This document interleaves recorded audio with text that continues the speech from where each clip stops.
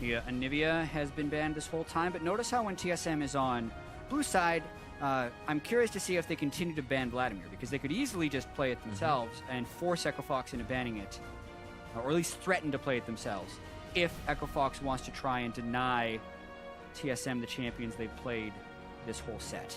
Dash and Mark on the dash talking about getting that Azir away from Bjergsen. I think it is one of the right moves. I mean, Bjergsen's Azir is pretty great, and there's a lot of mid-lane bans already, especially with Froggen being successful on Cassiopeia, although I feel like Bjergsen would just go back to Victor after that.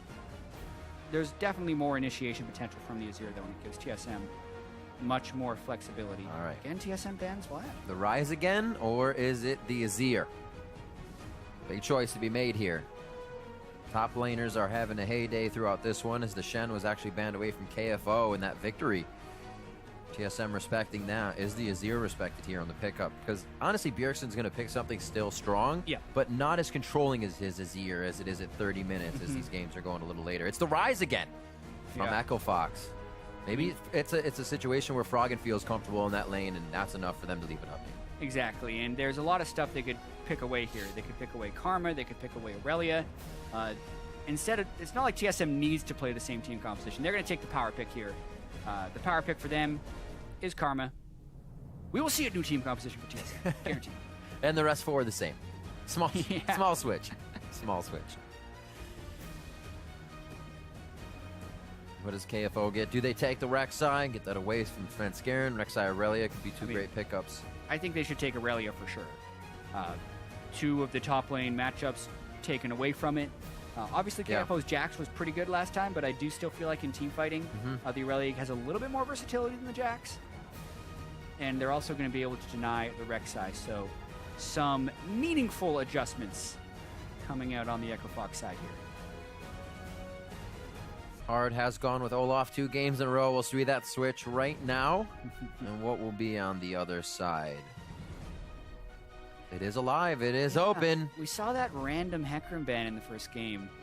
We've also seen Hecarim a little bit in the jungle, even in top lane very sparingly.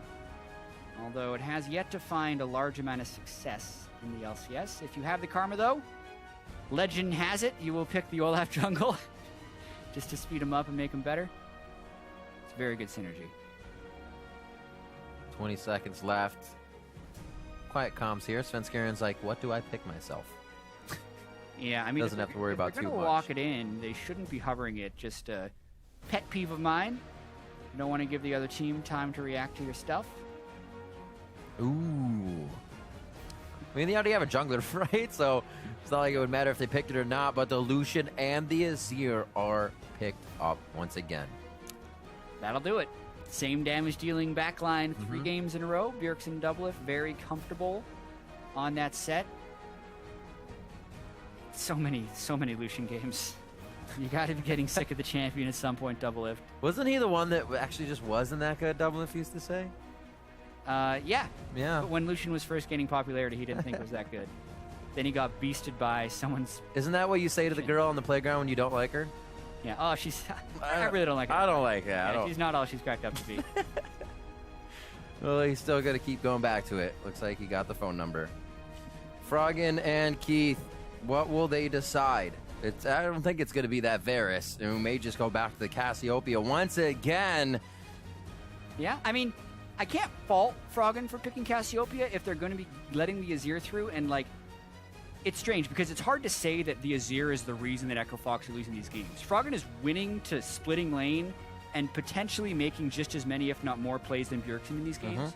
So, like, I totally understand why they're letting the Azir through, and I understand why they're letting the Lucian through as well, because it's not like Doublelift is hard carrying on these things. But I would say it's actually the Lucian that is making more plays than even the Azir. Like, the early game pressure that it is providing has been massive. This combination of Biofrost and Doublelift working so well. Just kind of like one unit as they push second tiers together very, very early last game. Like you said, just the control they have there. Almost more of a playmaking-esque way to bring it to the table.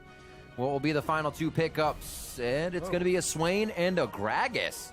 Yeah. So really switching things up here as we come into Game 3. And TSM's done this a few times this season where they go really heavy into AP, and it relies on Doublelift getting farmed in this game. So look for a lot of jungle attention towards Doublelift's lane here. Otherwise, they're going to be very easy for Echo Fox to just stack a bunch of magic resistance and make TSM's damage footprint a little bit irrelevant. Well, we've seen his positioning very, very good. He's got a lot of front line as well to sit behind on this one. And the shields of Biofrost Karma this time instead of the Nami. What will they round out the composition now? Again, big kind of getting that last support pick. Yeah, trying to figure out if they want the sustain from Nami, if they want some tankiness maybe. It would be nice to get something that can build a locket very early. Sometimes the tanky supports are good there, but that also gets beasted by the Karma in lane, and that's what's really important here, is that they have a strong laning presence. The Zyra would fit that build. Zyra's very difficult to lane against and has a lot of poke damage, so I kind of like that pick as long as he doesn't die 10 times, which sometimes Zyra does. I also really favor your own displacement, your own kind of zone control if the other team has it. Having that cast for Svenskeren, if you just Zyra alt and Stranglethorn in that area as well, it kind of disengages what might give TSM the upper hand. Yeah, and you could tell there was still a lot of discussion for Echo Fox around that last support pick, and at least in the current meta, like, your support pick can dictate a lot of how your team composition plays. For Echo Fox right here, a KFO will be slightly out of place here since it's really a counter-engaged team composition once again. Cassiopeia already a good counter-engage champion. Zyra, the best in the business. Yeah. So you're not going to want to dive a turret in that. It doesn't necessarily put Echo Fox in the position to make a lot of plays, which has been something they want to work towards. But at the same time, if you're just trying to win this series, the game they did win was when they did stop TSM's aggression and they did counter-engage a few nice times. So can't fault them for the pick, and maybe they can come away with this with the win. See if they put the pressure on themselves that hard again this time. It's time to break the tie. Send your vote on social media using hashtag TSMWin or the hashtag FOXWin to declare your allegiance and predict the winners of this series. We'll know if you change your vote. Don't cheat. We're going to be heading into this one real quick. Everybody's on stage, hoping we get no pause, and this one has been quite intense throughout this series. Like we said, unexpected results already. Echo Fox putting pressure on the top team in the league, TSM, as we enter into the final game of the series. Game point, as I said, going into Champion Select, and that stands true right now. We are on the Rift, and somebody's going to walk away a winner. Absolutely, and the question will also be whether or not we want to see standard lanes here, because there has not been deep lane swap wards placed in either of the first two games with relatively conservative level 1 plans for both of these teams. Whereas last game, that actually really punished Echo Fox. They were unable to guess properly in a lane swap. TSM was able to meet them in lanes, and that just allowed Doublelift and Svenskeren and Biofrost to kind of take over the pressure in this game. Now it actually seems like TSM are the ones going in a little bit early to try and get the lane swap wards. Hard just peeking. So I think they're there. And it looks like Keith will get himself into the same situation on that bot side, so they have the vision as well. So, gentlemen's agreement. We'll go this way. You go that way. Let's not fight just yet. Yeah, so deep wards placed. Lane swaps have definitely favored TSM in these. Yeah, they have much better wave manipulation. They've been able to get Monster a decent-sized lead over KFO. If Swain gets ahead of Aurelia, it makes Aurelia kind of miserable in split pushes. But also notice just the delayed exits by the duo lanes. They'll both end up walking through these wards. Oh, look at this. Echo Fox wants the 2v2. They see TSM walking through the bottom side, and they path right for it. This means they'll be a little late for the lane, but they definitely want this 2v2. It's a volatile bot lane. Seeds, blossoms everywhere from Keith's Jin. There's going to be a lot to avoid in this. It's not just cupcakes everywhere every so often. There's a lot to look at in this lane. It'll be very interesting to see what happens there. And KFO is going to take to the top side, so we're going to get matched up for this one. I am liking it. Last time it was a swap matchup, but it happened real fast and TSM took control. Yeah, because even if you consider this a favorable matchup, they're starting down experience in both side lanes now because they decided to react to those late wards to get this swap. Doublelift already level 2 before Echo Fox has killed the minion.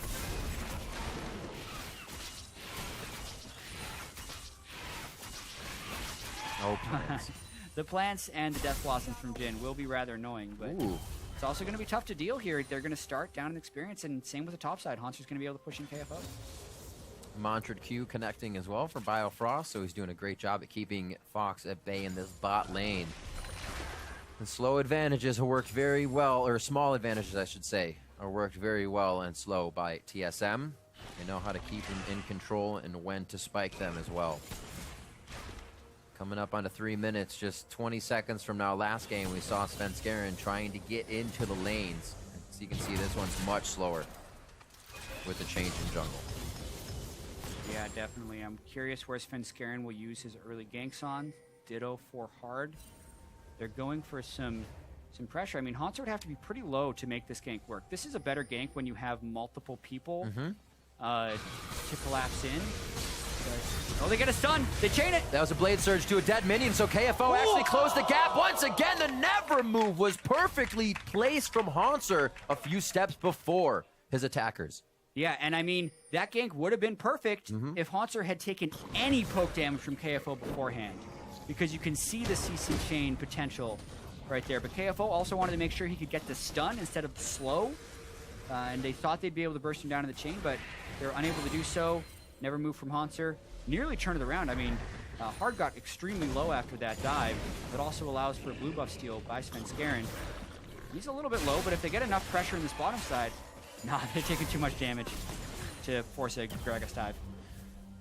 You think you step up and then a few plants pop up in front of your face. The new Zyra definitely causes you to tunnel and then have to relook at what your environment looks like. There's a lot of things popping up all over the place. So we see that Svenskeren does choose to go back, recognizes there isn't too much on the bottom side. That has been Hard's recent excursion. So they'll at least have connection on where Hard is. Also, within that top lane hit, KFO was able to walk back to lane with Hanser's teleport down now. Very true, although Hanser was able to come back and catch a wave, so despite KFO walking back, Hanser will have the level advantage. Pick that up, very nice. Both of these guys will be flashless as well, which means while KFO will want to be aggressive, he'll have to be a little bit more measured. It's a temporary 2-level disadvantage. You can see he'll level up on about the next minion.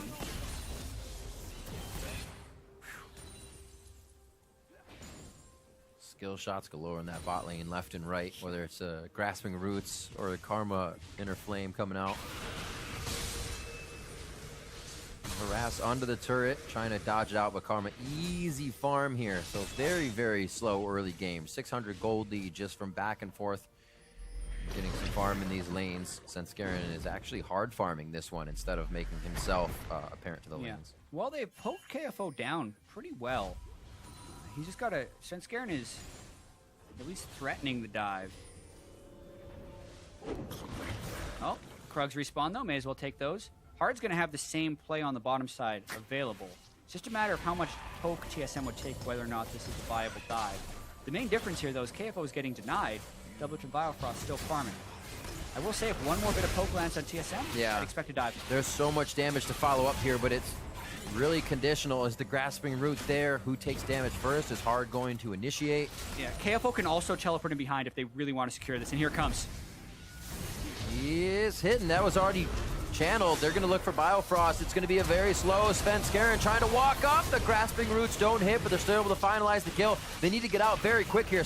We see Bjergsen slowly walking down, and with that range, he will be able to connect with them about the midway of that lane. Svenskeren looking for the slow as well, and they're actually going to call it off as the chase is too long. Yeah, even if they were able to succeed in the chase, it would still be a 3v4, and that is using the teleport that Hanser had burned to get back to lane against TSM. So I like the gank call there by Echo Fox. Right. TSM tried to outplay it. They still lose Biofrost. They lose all of their summoner spells, but they don't lose the turret. So the gold trade is actually going to be fairly equatable since Hanser was able to get all that farm. Still a good punish attempt and a nice kill to be picked up on direct side.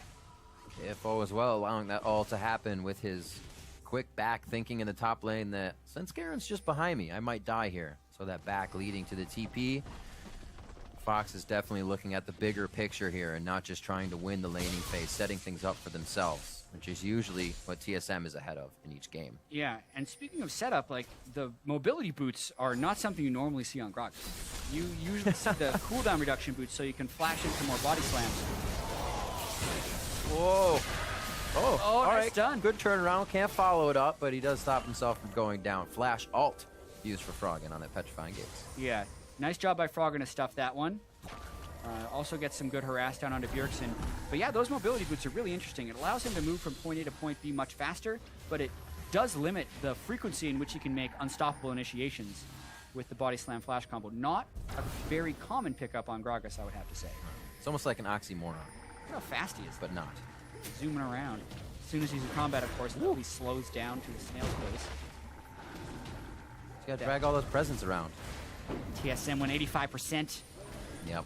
Honestly, if you're even just thinking about the odds, not even factoring in the fact that TSM is usually a fan favorite, the 6-0 team versus the 1-5 team is going to be close to an 85% chance to win. That's why we call it a trap game. They lose game 1. Yep. Envy is also a formidable foe. Match of the week will be coming up tomorrow between TSM and Envy. But TSM have to finish this one off first if they want to stay undefeated. And the year of the game is still pretty close. Definitely going to have a few more thoughts than they would have considered coming out of this game. And Hanser's going to have a few more thoughts about pushing up that far. He has the vision, but the vision doesn't go straight down the lane. And look at this! Hanser is healing himself right up. KFO's forced to flash. He's slaloming the minions, and he's going to ski himself almost to safety. The grasping roots coming in from big on the flash and exhaust. They had to use a lot to take him down. Yeah, Echo Fox had to work for that one. That's 2 flashes, an exhaust, and also 2 ultimates burned, but they still get the kill, and because it's 9 minutes in with the cannon wave, they're going to get the turret as well. So overall, that is worth it right there. Nice timing on the gank. Big landed a lot of critical skill shots, despite Hanser being able to juke both of the Keats. TSM will get the turret on the other side, but stands the kill. 72 to 46. They were saying Hanser's had a little too much free time CSing. We need to shut him down. They put quite a bit of resources towards that top side. They're going to actually keep going, as it doesn't look like TSM is going to give up their push either. Hanser not the greatest wave clear, and there's nothing to stop TSM on the other side, so they're going second-tier turrets for both. And this is where you have to track who is ahead on the race and who can retreat faster. Oh boy. TSM is That's ahead. TSM. So there's no need for them to stop necessarily. And it's all about how much you're willing to commit to the play. 5 people in Echo Fox are thinking about this one, and they call it off, as TSM shows. They know TSM's too far ahead, and I think TSM will probably end up backing away as well. It's just a straight-up turret trade. So not too damaged. A little bit better of a cleanup here for Hanser. He's going to get that way before the turret, and you can already see it crashing in for Fox. So Hanser, very nice cleanup for him. And he's going to pick up whatever comes into this bot lane. He'll have a few ways to push in safety. TSM now back to controlling the map. We'd actually seen Echo Fox on TSM side for quite a while there. But then trading back and forth. TSM get the vision, start the objectives, and this is where they start to catapult themselves. Yep, this is the reward from being ahead in tempo on the side lane turret push. When Echo Fox was forced to recall, TSM wasn't. Echo Fox trying to get one back with the Rift Herald, though. That will be very good for KFO if he makes it over to pick that one up, which he should. Zyra very helpful with this, being able to turn it. Oh, they reset it actually, so it gains about 1,000 health before being knocked back down. They changed the aggro too many times towards plant that they actually hit the cap and it started healing up.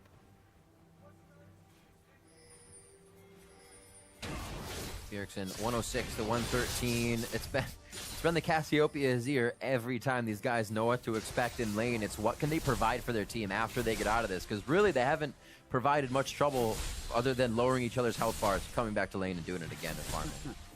I mean, it's very true. It's all about the playmaking, really. Who can assist better with the ganks?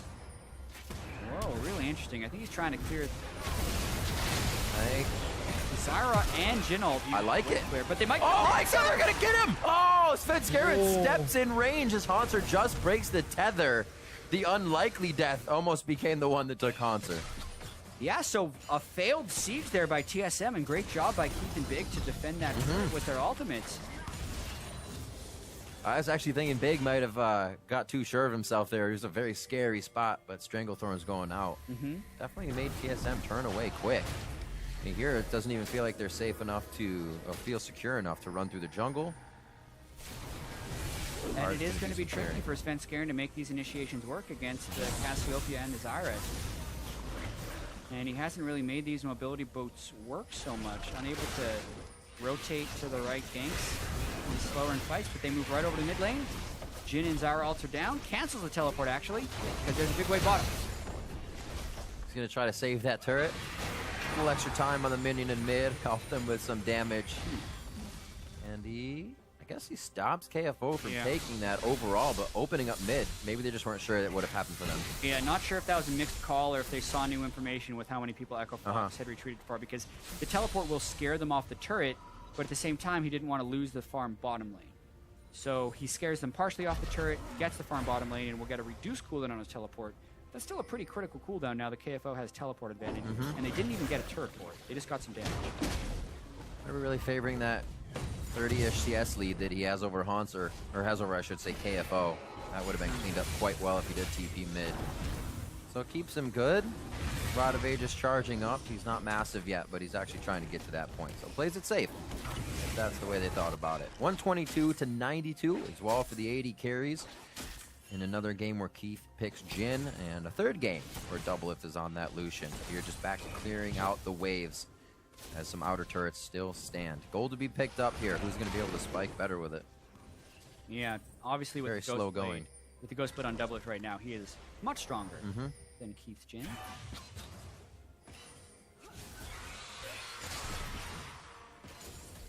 Really just trying to get the wave pressure down, but it's so hard to push into his Ira. Keith able to just wave clear out pretty easily as well.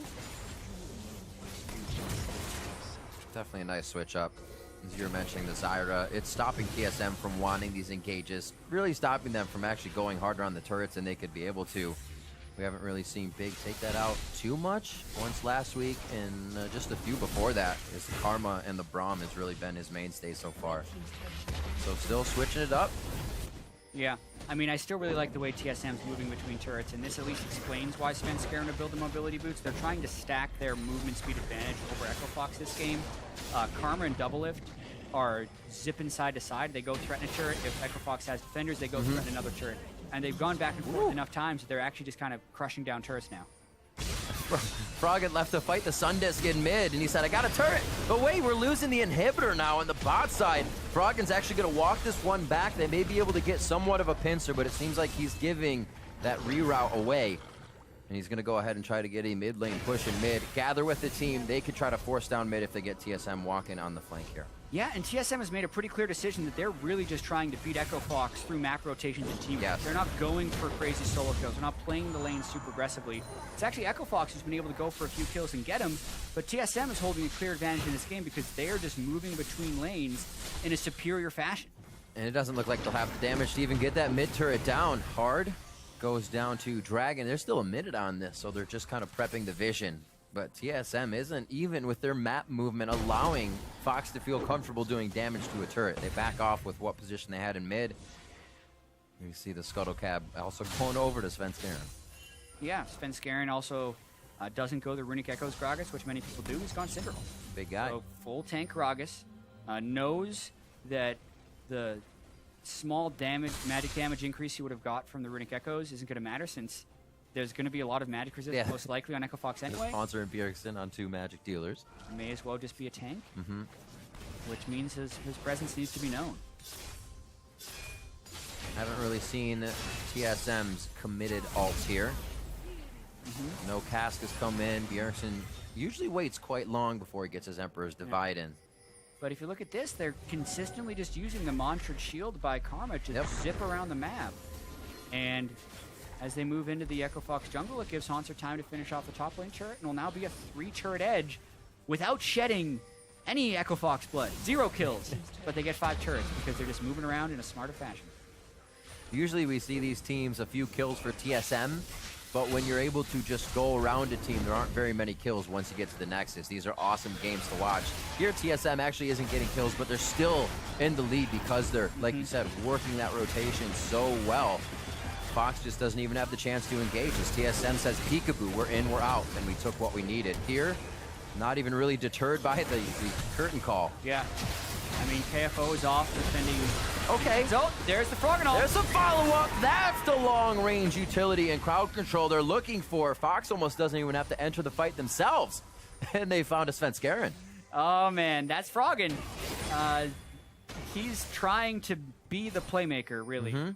But Echo Fox is consistently on the back foot here. They're always getting pushed in. Yes, they're able to get a few kills back, but They'll need to make more plays like that to actually gain a control in the game, and it's a continuation of the problem that Echo Fox has spoken about of just not doing anything. They're not finding ways to proactively come back in the game, and they need to continue to make more of those. Otherwise, TSM will suffer a short casualty. Spenskaren will use those mobility boosts to run back to base. Double's going to be getting more damage on that mid lane turret. One of the things that we question is as Echo Fox continues to move on, there's great solo lanes, and we see how that can synergize, but they also like to build around Froggen, or will audible to building around Froggen in the game, letting him. Yeah. And the question is, when can that stop? Yeah, in this game, I mean, TSM can just match him with Bjergsen, and then the rest of the map falls behind, so TSM will end up winning. Still a relatively tight game, though. Only 2,000 gold. But honestly, TSM is just toying with Echo Fox as far as their ability to move between these turrets. Understanding the errors of their game 1, and not really letting those come to fruition here in either game 2 or game 3 from what we're seeing. A 3K gold lead as we see this dive once again go wrong. Yeah, and I mean, Froggen just kind of walks up to them is what it looks like. Spenskaren was trying to hit the turret. It's rooted by Big, and then he turned to throw a barrel. And that's when he gets stunned by Froggen's ult. Actually caught Haunter on the outside too. That would have been probably those guys dead after the cast. So everything working in their favor as the turret stands, and they're able to continue clearing the waves. But pretty insane. Well, the turret's down, I should say. Pretty insane that 6 turrets are already down for TSM with 0 kills. Can they win the whole game with 0 kills? Is the question. Still close. Another Mountain Drake would come up that will increase their objective-style gameplay. It will. It also Drake leads is into telling their second game not being as good KDA-wise because they don't have any kills. So the stats don't lie. Yeah. Oh my goodness. Drake going over once again to Mountain. Wow, TSM is just rolling Mountain Drakes left and right this game. Absolutely. It's the 5th Mountain Drake spawn in the last 2 games. Yeah. Is it going to be another triple mountain? No, Infernal is next. Oh, Infernal. Yeah, so we got double mountain Infernal. That's good combination for TSM. Oh. This will be interesting. Echo Fox trying to make a play. Haunter would have to teleport in to save it, but Echo Fox doesn't have very good initiation. They have to flank if they want to trap them. You see a bit of what they have in mind there.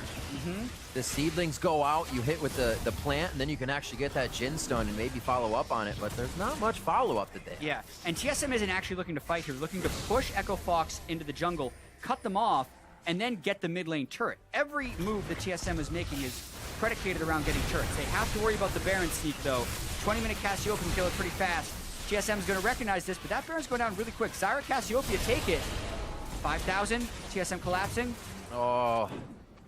I mean, they pull TSM off, but you lose so much ground when you try something like that that you've been building. Now we can see TSM may have the inner side on mid lane, but they don't have the waves. They're actually just looking to pick up KFO on the rotation and now clearing the vision around there. TSM, though, has double Mountain Drake.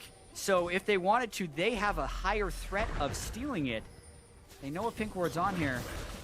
That'd be very bold if they decided to go for it. Oh, they're very bold. That's for sure. Azir can move over to DPS more. Put these guys in quotes. Control B, bold TSM. They're going to back out, though. Italicize only. Got to be more elegant in their ways of winning the game. They tried the bold strategy in game 1. It backfired. Yeah? Elegance is the way. Discipline. Only when you're 100% sure of yourself. Echo Fox looks pretty sure that they can get this mid lane turret down. Spenskaren will add to the defense. Cask out. It just drops one for the homies. That's not going to hit anybody. It looks like they do get the minion wave cleared, though, if nobody did get dispersed out. Coming up on 22 minutes. TSM still, I don't even know if they're looking to get a kill, but looking to get themselves inside the base without any more trouble. We saw the Baron attempts back and forth. Both teams feel comfortable at trying to sneak that now. And if Echo Fox can get it, they might be able to find the turnaround they had in game 1. Yeah, I mean, if Echo Fox is going to be looking for team fights, I'm waiting for that Aegis. They're not building it up currently on Big or on Hard. But maybe when Froggen uses all his cooldowns, they'll go for a kill. This looks like an opportunity for a kill. Slowly, those birds are still doing their work. Here comes the curtain call, and it may just be curtains for the Raven. Haunter's able to get himself out. just flying away. So hard to kill Swain, man. Zhonya's Roa. He's done that in a couple of his games on Swain, just boldly split pushing, daring a jungler to come with him, and he puts the damage down on the main damage threat, knowing that the jungler is a tank. He pushes him out of the fight, and then he's able to escape. It's happened a couple of times now for him. It's been very hard for Echo Fox to deal with. Exactly, because you also don't have a burst. You're whittling him down, and he's just gaining health while you're whittling, so it's not like you can crush that HP gain all the way down. And he's up, so that hurts even more. Usually if your Swain's down, controllable. Not so much for Hanser this time. 207, still got about a 30 CS lead over KFO here as they start to work what is kind of a 1-3-1. You can see TSM milling about in the jungle, but they're getting the lane set up now. Yeah, and the later it gets, the more TSM has a chance of rushing down Baron. Also, they've taken so many of Echo Fox's outer turrets, makes it easier for TSM to get map control, because they have not broken the game open in any sense of the word yet, but they are laying the foundation to win the game. Whereas Echo Fox is so far on the back foot that they haven't really begun planning at all. They just have the funds to do so. Ooh. Oh, those Zyre plants. Eye of the Watchers, Sword Boots building into more damage. What the heck? Double Lift just solo Keith. Well, Now we need backup. Monster's here. Curtain call for Help! Keith. That was Double Lift's ultimate. Both summoners as well. He's trying to get that auto spacing on KFO and hard, but it's not going to work. Big on the side. Could go down. Hanser once again stays alive with the Ravenous Flock going out against his enemies. And they're back into the fight. Hanser dives through to try and get the fight in, but KFO takes him down. Svenskeren and the rest of the team are still going hard, but they're just doing it because they're in, and they have to stay that way. Bjergsen, the soldiers are out. He tries to shift away, but he goes down. Svenskeren so tanky along with Hard, and they're the two left standing because they have so much HP. The Rek'Sai Quadra kill, not your ideal goal distribution for Echo Fox. And I'm going to have to see that solo kill again. It did put Doublelift in a very risky situation because all summoners are up on Keith and Doublelift. But he sees Keith walking close, just pops Ghostblade, decides to go. Keith flashes in somewhat of a straight line. Culling takes him low.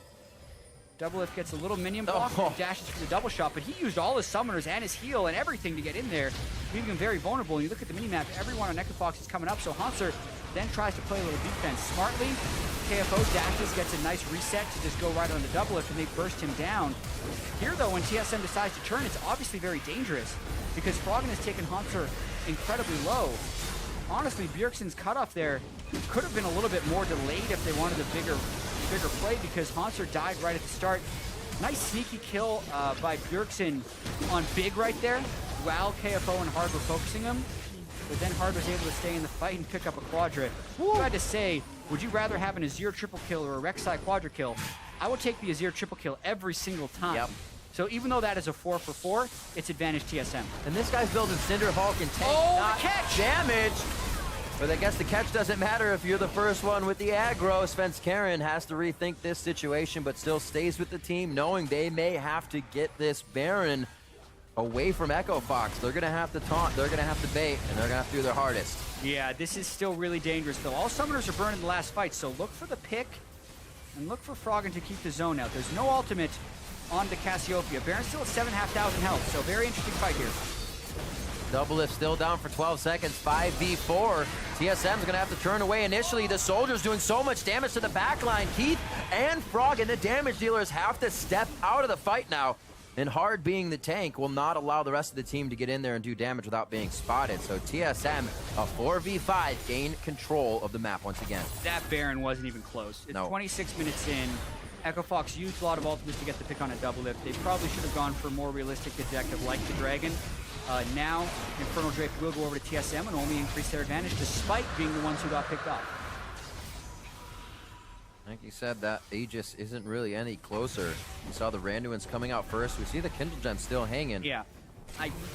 But that's almost the harder way to go about building it anyways. I don't like that build at all from Hard. Doublelift isn't a crit build Lucian, so he's building the anti-crit armor item. Also, the rest of TSM is 4 magic damage dealers, and you just picked up the Quadra kill, knowing that Rek'Sai doesn't scale very well, and you're up against double AP. You gotta, Finish your Locket. He had a Kindle Gem sitting right there. He could have straight up balled the Locket, but they catch Svenskeren again. The big roots for a big man, but they're able to turn it right around. There's no finalizing kill power right now on the Echo Fox side. And what happens then is everything gets turned around right back on you, and TSM are happy to take that fight. Yeah, Echo Fox trying to make plays here. They're actually getting a decent number of picks, but they are getting turned around by TSM a couple of times here. And the Drake advantage is mounting. Since the fights are lasting too long, they're expecting the front-end damage to do more, and then Svenskeren come out healthy. Haunter is still there, incredibly healthy. They got Bjergsen. That's the main target, right? Take him down. We might be able to fight the rest. But TSM is so on that play already, they're expecting Echo Fox to do it. Yeah, now being down both solo laners, TSM just going in real aggressively. Just a few presents off from Svenskeren to keep Fox and the rest of the team, or keep Hard and the rest of the team at bay. They'll wait for Bjergsen to come back up, obviously not going too hard out there. But they're not actually afraid to set up the bait either and have Bjergsen come in late for this fight if we're able to start one. Yeah, they're hoping for a quick space check, although that was a pretty dangerous spot to be standing. All things considered, with all of Zyra's spells being up. Still, Blitz gonna clean out some wars.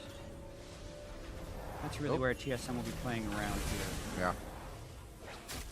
Still got about 6 minutes before we see that Elder Drake help anybody out. Yeah, they actually fully catch out Bjergsen there. The Grasping Roots catch him on the tail end, and then Froggen is able to catch him with the Petrifying Gaze. So while it looked like Sven was caught, it was actually Bjergsen who was the one who got fully caught. But with that being said, Froggen put himself pretty close to an Initiator to get the catch, and he fell shortly after. So really it was a trade of mid laners, and then when KFO came around the side at the end of that fight, Double was able to pick up the kill. Ooh. You can see other things being pieced together as well. Well, KFO wants Magic Resist. He's got that with a recurve bow and Spectre Call now. Yeah. As he knows there's no aura to come in. These guys are fending for themselves. He's halfway between Spirit Visage and halfway between Wit's End. So probably the last time I mentioned it, but I think it is a huge build mistake from a team to not build Aegis against a AAA team. So much free resistances. So many. It'll be huge when they do complete it, but very huge they don't have it right now. And what is a close game gold-wise, those extra stats would be so efficient. Yeah, true. With everything else considered, it would help even more at this strength for each team. Summoner's up again, Teleport's up again, as both top laners actually kind of pushing each other around on the bot side of the map, fighting around the Bramble Pit for a little bit, but nothing really coming of it. TSM, like you said, is just working the Baron Pit. They're waiting for Echo Fox to make that move, and at least TSM to get the advantage on Baron. With the Wit's End and the Spirit Visage, KFO can win that duel against Haunter, for now at least. This is real interesting because they were thinking about sending Azir down, and they may be able to lose control of the mid lane. So KFO really starting to get some of that side lane pressure. That puts the emphasis on TSM to redouble their efforts of Baron control and baiting, because that split push matchup will lose for Haunter in the long term. Big alt points coming up for these teams. The tunnel from Hard actually doesn't make it over the red pit. He goes too early. Not going to hurt him too much. They just have to go the long way around here, and it looks like he'll trigger Baron. Get a little aggro on TSM. Double, if willingly getting the call out. Actually playing it very nicely around the flank, so you can see how big you can just kind of cancel a culling with the few. Breathing room for both teams now, but really TSM just plotting their next attack. Feeling okay if the game kind of stalls out for a second, because they know the next thing to happen is Echo Fox has to fight them. Unless Svenskeren thinks he can knock Hard out of range, it wouldn't be worth going into a 50-50 smite battle here. Well, it doesn't look like they're going to stop it. They know. Really dangerous. They're taking a lot of Baron damage. They still want it, though. Svenskeren's really greedy there. All right, the plant almost keeps it from healing up, but they decide to back off. A little touch and go there for a second. Yeah. Interesting. They're going to end up losing the mid lane turret for that move. And Echo Fox continuing this stall out actually very well. They went from 4 to 5, 6,000 gold now to 54.1 to 53.4. Yeah. 600 gold now is the difference between these two teams as we get later into the game. And Echo Fox, we asked if they could adjust, and TSM is not on their inhibitor turrets this time. They are not inside their base, so they have adjusted to the swap in this series. Exactly. TSM was able to kill all those outer turrets very early. Yeah. But Echo Fox have definitely neutralized this a little bit. I think a lot of that has to do with KFO completing that Magic Resist. And Echo Fox is not going to build a locket, which I think is a huge mistake. Wow. We'll see if it ends up costing. Still? They're all going for Spirit Visage. Disappointing, personally. The Executioner's calling now for Haunter, which will help. Yeah, and quite honestly, I wanted Svenskeren to build one as well. It's one of the most built items in the game, and there's very good reason to build it against both of these teams. Biofrost got your back. Zyra and Cassiopeia should be doing it. Ardent Sensor as well for Biofrost, Yeah, and he seeing that more. He doesn't have the Aegis either. No one has rushed it. Very disappointed, really. So is Leona. Very sad. Sad days. The Iron Solari does not appear. Sad days for the Sun. At least Azir gets a lot of play. 3 kills for both of those mid laners, as I was just looking at Bjergsen's kind of inventory as he gets bigger and bigger. Froggen as well on items that could absolutely delete the squishies on the side of TSM, so we saw it from Froggen last time. The flash engage is still something that Echo Fox is willing to do. I think TSM just has to get a little bit closer in this engage. That Zyra into a Cassio ult would be huge. Yeah, and they do have the map pressure going on. TSM has the map pressure going on right now, but every time they've tried to move towards this base, they're getting caught by something. Oh. Biofrost. Whew. Doublelift sacrificing his health. Save Biofrost as well. There's that fight between KFO and Haunter. That split is not working as well anymore. This is where TSM last game was able to say, hey, we're going back and forth. We're going to spread you thin here. But now that's not working in the side lanes. Those solos are starting to win, and KFO is stepping up. And they're really not able to push through the Zyra, Jhin, Cassiopeia stuff that just gets thrown out in front of the turret. They're not even getting turret damage when they're doing these sieges. So really, what this tells me, Drake just went down 34 minutes, 30 seconds. That means Elder Drake is up at 40 minutes and 33 seconds. And it'll be 4 Drake stacks if TSM can get it. It feels like TSM actually has to take this one pretty late unless Echo Fox make a big mistake somewhere and start baiting more aggressively around Baron. Or they get Froggen chunked down low and they teleport in to try and go right now. Oh, he's right on a slow though as he comes in. And it doesn't look like they'll be able to finalize anything on that. Hard in a bad situation here. I don't think he's going to be able to tunnel under. He does. Finds safe. Oh, he clicked this other tunnel. Oh, when you don't want to make a mistake, but you make a mistake, and then you give the other team Baron. That's the possibility that's happening right now. It's happening. Double Mountain Drake Infernal. That'll be the Baron for TSM. Now they'll have a real chance of cracking the base. Jhin ult pop. You should cancel that to get the cooldown back as quickly as possible because they're going to need it for base defense. Oh, my goodness. After all of that waiting. Yeah, and they were stalling out so well, too, is the thing. And they had some decent vision control around the Baron area. So for Froggen to take chunked in the middle lane, hard to then be caught out, and then to click the tunnel to go back towards the team. Not ideal. And the first Aegis has been completed by Biofrost. And hard TSM. Hard beta Spirit Vision. Yeah, that's not good. I think that's flat wrong from a build perspective. Oh, Haunter's starting to body KFO a little bit. Oh, Biofrost! Gets himself out. They're using the speed effectively. That's the explosion damage, that front-end nuke that we've been looking for. It's able to take down Echo Fox. KFO drops, and the rest of the team will follow quickly. Hard coming back up is the only one left. Yeah, instead of waiting around their defensive line of Cassiopeia and Zyra, they do try and make the play, which is something they've been trying to improve upon. Right. That was just not the right time to try and make a play. They also had an opportunity to kill Biofrost, but they were greedy for yet another kill. It made them get caught out. Now these are substantial death timers and maybe a TSM win. Hard says walk this way, but nobody's going to follow that one. Team SoloMid biting down now, looking for the win. 20 seconds left on the clock, and we know that is more than enough time to get onto these turrets, especially with 2 Mountain Drakes to take those objectives down.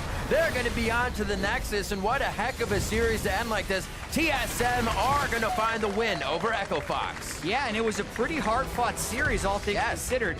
Only their 3rd series to go the distance for TSM all 3 games, but at the end of it, they win, and they remain undefeated as they move towards playing Envy tomorrow. As well, the mentality of usually winning that first game, losing the second, and then having to win another. TSM had to come out winning 2 in a row on this one. It didn't seem to faze them at all. They understood that our question at the beginning of the day actually happened. Would they get stuck by a trap game? And they did. They did not respect Echo Fox. And Echo Fox came to play today. They did come to play, and it's still going to be a learning thing for them, though, because even with taking 1 game in the match, doesn't count. They did break their 10-game losing streak, Yes. but their match losing streak persists now to 6 in a row. And some worrying things to happen down the stretch. I don't agree with some of the builds they decided to go with. Right. They made some questionable calls. They had stalled out fairly well, and they had made a few picks, but those 2 mistakes down the stretch with Hard dying by taking the wrong tunnel, and then grouping up in TSM's jungle while TSM had Baron, knowing one lost team fight would mean the game. And they lost the team fight and the game. Right. Echo Fox would always be in slight deficits, and the way they would find to coming from behind was pack those